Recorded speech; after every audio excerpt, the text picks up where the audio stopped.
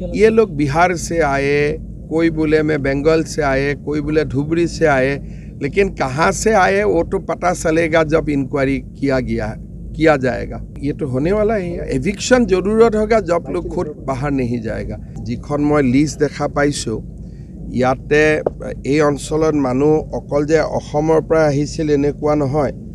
মোৰ হাতত যিখন মই সৰুকৈ যিখন লিষ্ট মুটাত আছিলে ইয়াতে কাছাৰ জিলাৰ পৰা মানুহ আহিছিলে, শ্ৰীভূমি জিলাৰ পৰা মানুহ আহিছিলে, ধুবুৰীৰ পৰা মানুহ আহিছিলে, বৰপেটাৰ পৰা মানুহ আহিছিলে, হোজাইৰ পৰা, নগাঁৱৰ পৰা, মৰিগাঁৱৰ পৰা, আনকি বিহাৰৰ পৰাও ইয়াতে মানুহ আহিয়ে ইয়াত বসতি স্থান কৰা বুলি কৈছে। উচ্ছেদৰ বাবে নটিচ দিছোঁ। সেই এৰিয়াটো আমি পৰিদৰ্শন কৰিলোঁ আৰু মই মোক আগতে জনোৱাৰ দৰে যে এজন মানুহে বা এটা পৰিয়ালে মই নিজে দেখিলোঁ কোনোবাই 200 বিঘা, কোনোবাই 300 বিঘা, কোনোবাই 50 বিঘা এই ধৰণে মাটি দখল কৰি আছিলে। আৰু চৰকাৰেও যদি কাবাক মাটি আবলটন কৰে 2 বিঘা কৰে, 1 বিঘা কৰে, কাৰোবাৰ ঘৰ বস্তি নাথাকিলেও আমি 2 বিঘা মাটি দিওঁ। কিন্তু এই অঞ্চলটোত একোজন মানুহে 400 বিঘা 300 বিঘালৈকে মাটি দখল কৰি এখন ইয়াক গোটেইটো এটা ইকনমিক চেণ্টাৰলৈ ৰূপান্তৰ কৰিছিলে। স্বাভাৱিকতে এই ক্ষেত্ৰত চৰকাৰে নীৰৱে থাকিব নোৱাৰে।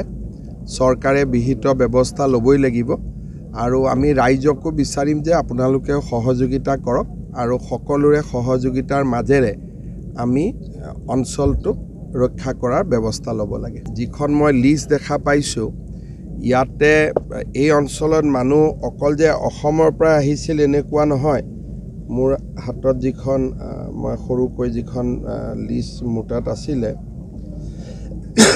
ইয়াতে কাছাৰ জিলাৰ পৰা মানুহ আহিছিলে, শ্ৰীভূমি জিলাৰ পৰা মানুহ আহিছিলে, ধুবুৰীৰ পৰা মানুহ আহিছিলে, বৰপেটাৰ পৰা মানুহ আহিছিলে, হোজাইৰ পৰা, নগাঁৱৰ পৰা, মৰিগাঁৱৰ পৰা, আনকি বিহাৰৰ পৰাও ইয়াতে মানুহ আহিয়ে ইয়াত বসতি স্থান কৰা বুলি কৈছে। আৰু এই মানুহখিনিও কোন অঞ্চলৰ পৰা আচলতে আহিছে, যদি কৈছে বিহাৰৰ পৰা আহিছোঁ, বিহাৰৰ পৰা আহিব পাৰে, সীমান্তৰ সিপাৰৰ পৰাও আহিব পাৰে।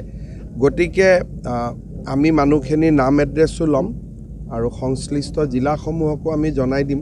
যদি তাৰ বাসিন্দা হয় আমাৰ ক'বলগীয়া একো নাই, কিন্তু বাসিন্দা নহ'লে য'ত ঘূৰি যাব তাৰো উপায়ুক্তই তাৰ ওপৰত অনুসন্ধান কৰিব পাৰিব যদি স্থায়ী বাসিন্দা নহয়। যদি স্থায়ী বাসিন্দা হয় আমাৰ ক'বলগীয়া একো কথা নাই। স্যাৰ নেঘেৰি বিলৰ প্ৰসংগটো কি হ'ব? নেঘেৰি বিলত নটিচটো আজি গ'ল, আজি নটিচ চাৰ্ভ হৈছে। নেঘেৰি বিলৰ পৰাও যাব, নিজে উঠি যাব। স্যাৰ যদি নাযায় তেতিয়া উচ্ছেদ কৰিব? মইতো ভাবোঁ নিজে যাব। মোৰ মনত বিশ্বাস আছে যে আপোনালোকে 2-3 দিন পিছত ইয়াতো কাকো নেদেখিব, অলৰেডি মানুহ নাই।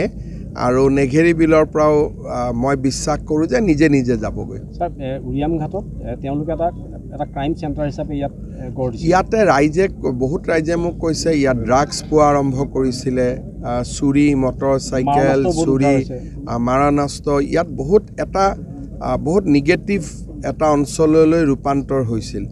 এতিয়া এই অঞ্চলটোক আপোনালোক সকলোৱে মিলি এটা পজিটিভ কৰিব পাৰিব। আৰু আমি চাওঁ যে যিমান শিল বালি আছে ফৰেষ্ট ডিপাৰ্টমেণ্টৰ নিয়মত যাতে স্থানীয় ল'ৰাই ব্যৱসায় কৰিব পাৰে তাৰ কাৰণে আমি ব্যৱস্থা কৰি দিম, যাতে কোনো চুৰ কৰিব নালাগে। আমি ধুনীয়াকৈ নিয়ম মাফিক বহুত কাম কৰিব পাৰিম। গতিকে মই উচ্ছেদৰ পিছত বা মানুহখিনি আঁতৰি যোৱাৰ পিছত নিয়মৰ গণ্ডিৰ ভিতৰত থাকি কেনেকৈ স্থানীয় ৰাইজো ইয়াৰ পৰা উপকৃত হ'ব পাৰে, মাটিখিনিও সংৰক্ষিত হৈ থাকে, ফৰেষ্ট ডিপাৰ্টমেণ্টেও যাতে প্লেণ্টেশ্যন কৰিব পাৰে, গোটেইখিনিৰ ব্যৱস্থা মই কৰি দিম। কাৰ নেতৃত্বত এই মানুহখিনি ইয়ালৈ আহিছিল? এতিয়া সংৰক্ষিত ভূমিত তেওঁলোক বহিছে। 2-এজনক আমি এৰেষ্টো কৰিছোঁ যোৱাকালিৰ পৰা। আৰু এই গোটেই ঘটনাবিলাক আমাৰ বিভাগ বিশেষকৈ DC আৰু SPয়ে লাহে চাই থাকিব। কিন্তু বৰ্তমান আমাৰ প্ৰায়ৰিটি আছে জায়গাটো যাতে খালী হৈ যায়। বহুত জায়গাত আছে। এইকেইদিন হোৱাটছআপ ফেচবুকত আপোনালোকে বহুত জায়গাৰ নাম দেখা পাই আছে। ৰাইজে ফেচবুক কৰি আছে, ৰাইজে হোৱাটছআপ কৰি আছে। মই খালি এটাই আবেদন জনাম যে আমাৰ ইমান দল সংগঠন আৰু আমাৰ নামঘৰ অনুষ্ঠান ইমান আছে, সকলোৱে এটা কথা লক্ষ্য ৰাখিব লাগে যে প্ৰথম 2 ঘৰ আহে, তাৰপিছত 10 ঘৰ হয়। 2 ঘৰ আহোঁতেই স্থানীয় ৰাইজে বাধা দিব লাগে। আজি ধৰক মই এতিয়া যিমান ডাঙৰ লিষ্ট পাইছোঁ যে মই গোটেই জীৱনটো মুখ্যমন্ত্ৰী হৈ থাকিলেও ইমান খালী কৰিব পাৰিম নে নাই মোৰ ডাউট হৈ গৈছে, কাৰণ ময়ো নাজানিছিলোঁ যে অসমত ইমান মাটি বেদখল হৈ আছে। এতিয়া ফেচবুক খুলিলেই মামা আমাৰ ইয়াতো আছে, মুখ্যমন্ত্ৰী মহোদয় আমাৰ ইয়াতো আছে। কালি মাৰ্ঘেৰিটাৰ MLA কৈছে যে মাৰ্ঘেৰিটাত বহুত মানুহ সোমাই গৈছে। গতিকে গোটেই ডেম'গ্ৰাফিটো এটা পৰিৱৰ্তন হ'বৰ কাৰণে গৈ আছে। ঠিক আছে, যিখিনি সোমালে তাক চৰকাৰে ব্যৱস্থা ল'ব, আৰু যাতে নতুন মানুহ কোনো জেগাত সোমাব নোৱাৰে তাৰ কাৰণে স্থানীয় ৰাইজ সচেতন হ'ব লাগিব। মইতো আজি আছোঁ, কালি নাই। গতিকে ৰাইজে এইটো দায়িত্ব পালন কৰিব লাগিব যে নতুন যদি কোনোবা মানুহ সোমায়। আমাৰ লক্ষ্য হ'ল যে VGR, PGR, ফৰেষ্ট, সত্ৰ, নামঘৰ এইবিলাকৰ মাটি যেনেকৈ দখল কৰি আছে সেইবিলাক আমি পৰ্যায়ক্ৰমে কৰি গৈ থাকিম। এতিয়ালৈকে যদি এইটো ভালে ভালে হৈ যায়, এই এভিকশ্যনটো, তেতিয়াহ'লে আমি এভিকশ্যন কৰা মাটিৰ সংখ্যা প্ৰায় 1.5 লাখ বিঘা হ'ব। আগততো কেতিয়াও চিন্তাও কৰিব পৰা হোৱা নাছিল। লাহে লাহে আমি আৰু আগুৱাই গৈ থাকিম। খালি মই এনেকুৱা এটা ধাৰণা দিব খোজা নাই যে অসমত খালি এতিয়া উচ্ছেদেই চলিব, কাৰণ তেতিয়া কি হয়, কোৰ্টেও ভাবিব যে এওঁলোকৰ কি হৈছে। গতিকে এটা পদ্ধতিগতভাৱে প্ৰণালীবদ্ধভাৱে কামবোৰ কৰিম। আমি আগতেও আৱেগত বহুত কাম হাতত লৈ আমি হাৰি গৈছোঁ, সেইকাৰণে মই প্ৰণালীবদ্ধভাৱে এবাৰ এটাৰ পিছত এটাকৈ ধুনীয়াকৈ কৰি গৈ থাকিম।